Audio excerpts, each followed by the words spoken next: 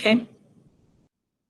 All right, so we're looking at this week's assignments, and the first one is put together by Mr. Olson, who is our yearbook coordinator person. So he had to be creative this year in making the yearbook. So we have a submission form for everybody to fill out. I'm making it worth a lot of points because I need it to be turned in, because poor Mr. Olson has to try and fill this yearbook, and who knows if we're going back to school. You know what I mean? So this is what I need for you to do. I just name, you don't have to put the date, but you could put the date. So we need you to submit this information. There's only 2 questions on here you really don't need to do, but it's very important. Your participation is vital. Vital means very important. So he will hold a drawing for a free yearbook to 1 student in each grade who completes this assignment by the deadline. Well, the deadline set is next Monday midnight, but even if you turn in after that, I'll still accept it. So you need to type your name. Number 1, type your name as you'd like it to appear in the yearbook. The reason why he's having that on there is like if your name is like, I'm just trying to think some, you know, like, sorry, Alex, I'm not trying to embarrass you, but if it's Alexander's your real name, but you want to be called Alex, or if you want to be called Alexander, just put it in now. If you have 2 last names and you want both of them in there, make sure you put both last names, okay? If you want a hyphen between them, put the hyphen, okay? You need to submit a mugshot of yourself.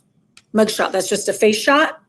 So you need to submit one because there's no photography company coming here to take your pictures for school. So this is going to be your picture in the yearbook for the class, for your class picture, okay? For your student body picture. So it has to be a vertical one. So not the long one, has to go this way, okay? And it needs to be from a camera of your phone or digital camera. You can't just take one off of Instagram or take one off of Snapchat. The quality isn't as good, okay? So you'll just put that at the bottom. So at the bottom, there's another page under it. You can just attach all your pictures on there. Number 3, you need to have a quote or a motto that you live by, a quote. Some of you already put one in like the back to school assignment I had. If you don't have a quote, I guess you don't have to, but there's obviously going to be, usually he only lets seniors put the quote, but this year to fill the yearbook, he's letting anybody put a quote that wants to, okay? Number 4, in 1 to 3 complete sentences, explain what you miss most about being at school. This is where I will be grading you: capitalization, punctuation, no text lingo, no slang, things like that. And number 5, in 1 to 3 complete sentences, describe the most memorable event in your life since COVID-19 shut down school last March, and include why.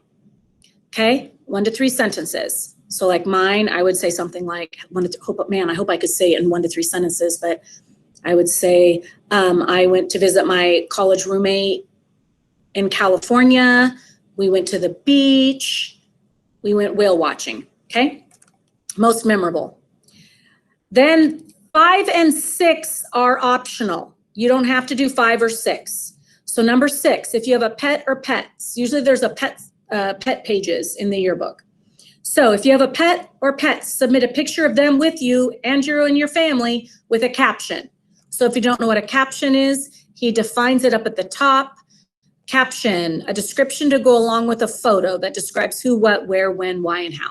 You don't have all that information. You can just say, this is my dog Jenny with my family. That's all you would have to put. And then number 7, any questions again? If you want to put it in the chat, you can. If you're working, describe your job in 1 to 3 sentences and and submit a photo of you working or in your work uniform. Include a caption with your photo. So a caption usually goes underneath, like I said, and explains the photo. So again, number 6 and number 7, you don't have to do, but please do numbers 1 through 5. Are there any questions on that? And if there's not, like I said, and you don't want to ask me now, you want to ask me later, you can. All right. Again, that shouldn't take long, and I'm helping Mr. Olson with his yearbook that way. So this is going on the yearbook? Yearbook? This will be what's in the yearbook. Oh. So see, we have to take care of everything this way since no students are here taking pictures of everybody. Like this is our only opportunity. I mean, this is one way to do it. Okay. Sorry that this is the only way. Okay. We're going to go to the next assignment if that's okay. So this next assignment takes a little explaining, so I hope you'll be patient. So this is a public service announcement, a PSA. And I don't know if you've heard what a PSA is, but it is like an ad campaign, like a commercial to buy certain cars, to use certain makeup, to eat certain foods, to buy certain phones, okay? So you're persuading. We're gonna work on persuading. So you've been hired by your school's administration to create an ad campaign that gets more students feeling okay about wearing masks, well, unless they can't for medical reasons, okay? I'm also letting it be optional. If you wanna say another ad campaign to say like why we shouldn't wear masks, that's okay if you wanna do either way, all right? I'll let you do either point of view.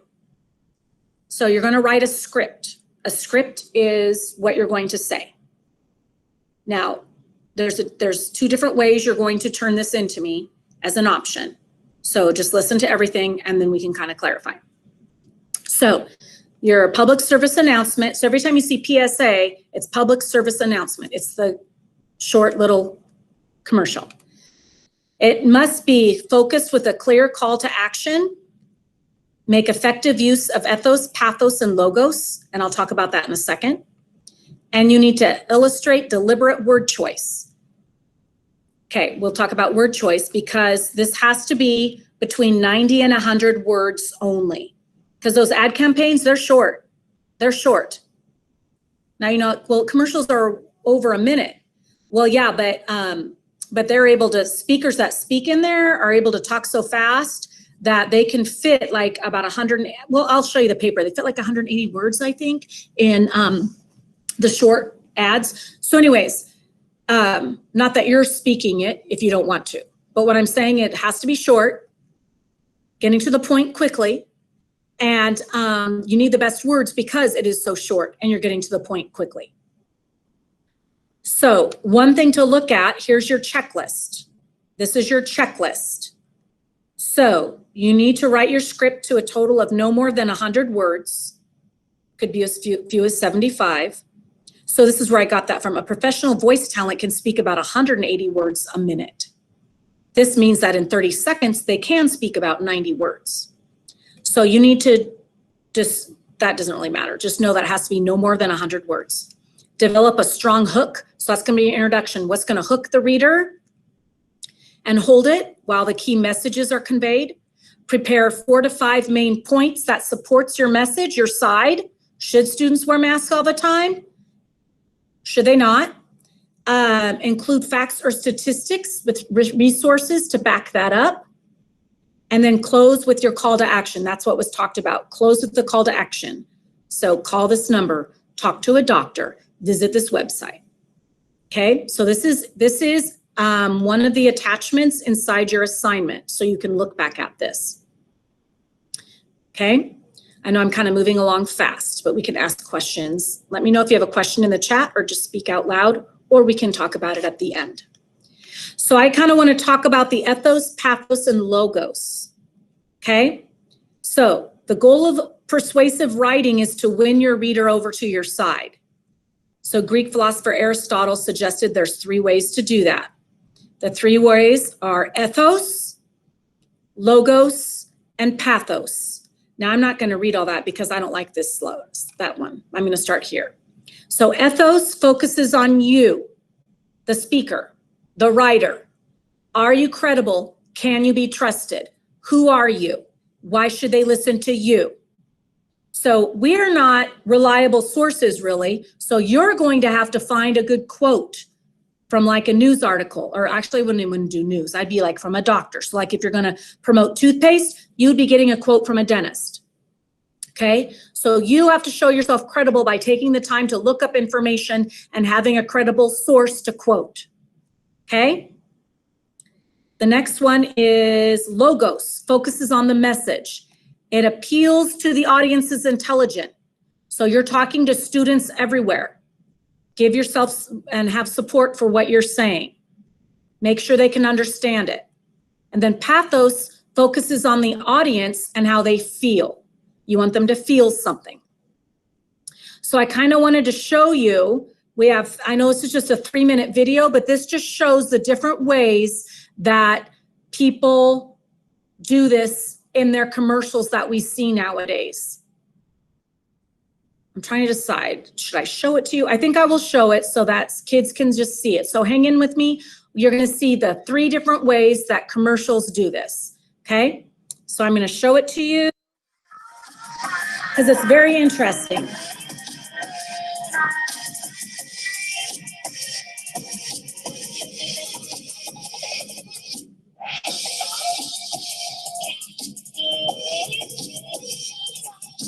Mission of Oh That's Good is to bring delicious comfort food with a nutritious twist to all of America.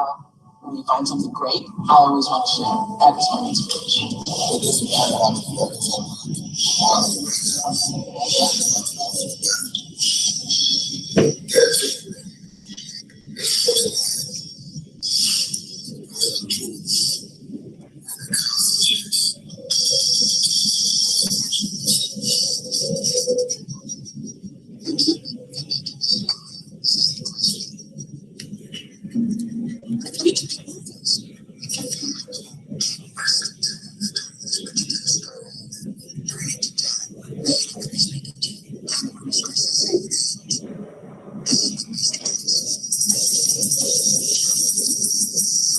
So you see how they had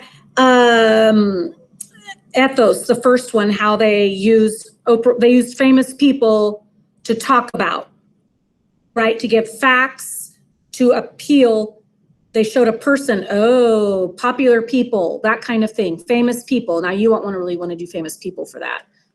Well, unless you do something like choose like a character, like to put, well, we'll talk about in your advertisement, maybe choose like a popular actor or actress at the kids' age that you're writing this to.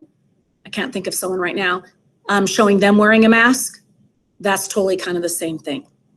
Okay, next one, I'm sorry. So I'm gonna unpause this. Here, now we're doing pathos, emotional response.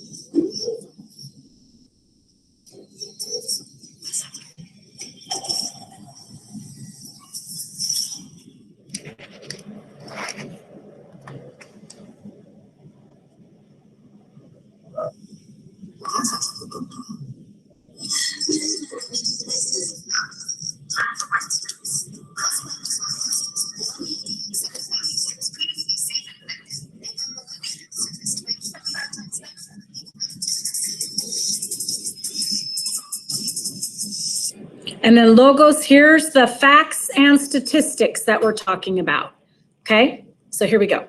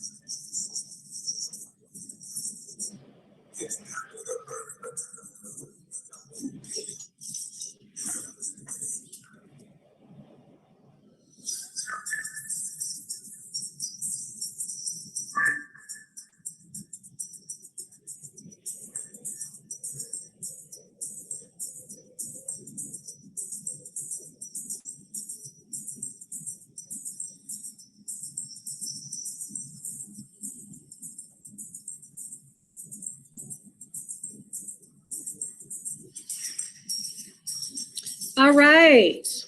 I hope that that was helpful to kind of give you some information on the different things you need to think about as you present your slide. So you need to make sure, what's the next one? Thinking of your audience. Remember, our audience are students everywhere, kids your age everywhere. Should they be wearing masks? Or is it okay to not be wearing masks? You have to choose one side though. What do you want them to understand? Make sure your message is clear. What is your call to action? What are you trying to persuade them? So your call to action, remember, that's the last line. What should they do next? And why is it important for them to know or do this? So those are all the things that you're going to be answering in your script. So what you're going to be doing is, you need to, all the information is on here. I did also want to show you that there is a, the checklist that I showed you, the different parts you needed. This is an example one that you can look at about vaccinations. This one's about, I don't know how many words, but it's between the 90 and 100 words limit. And it's a 30-second script on vaccines. So if you notice, it starts in healthcare, misinformation can be as deadly as the most serious disease and spread as quickly. Whoa, that's the hook. Deadly disease, what? Okay, I want to keep reading. And then it talks about the myths of childhood immunizations. So they're using really good vocabulary in here. The physicians, oh, so this here is the quotes, the logos, the logic. The physicians of the Illinois State Medical Society urge parents to know the facts and get your children immunized. All right, so there he's not using specific quotes, but he's referring to that. Do you see what I'm saying? Says a little bit more. And then this is their call to action. Talk to your child's doctor to get the facts about immunizations. All right, so this is something you can kind of look at with the setup for that. All right, and then there's a rubric here, but I'm gonna have to switch it up a little bit because I'm giving you a choice. So here's the information on here. Everything I just said is right here. Be clear and focused. Appeal to logic, all right? Make them feel the pathos, okay? Then you have a choice of creating a visual advertisement. You could do a collage. It can be on a Google document or a slideshow with your script. So your script is the visual, what you're writing. The PSA is the visual, and you're putting pictures around it to make it more visually appealing, okay?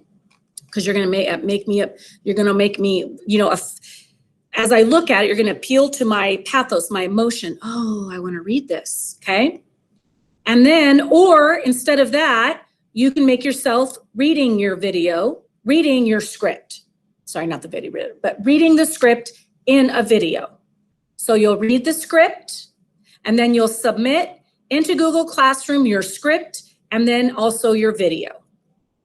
All right? So I'm going to stop the recording right now. Whoops, I also stopped presenting, which I wish I wouldn't have, but I keep doing that.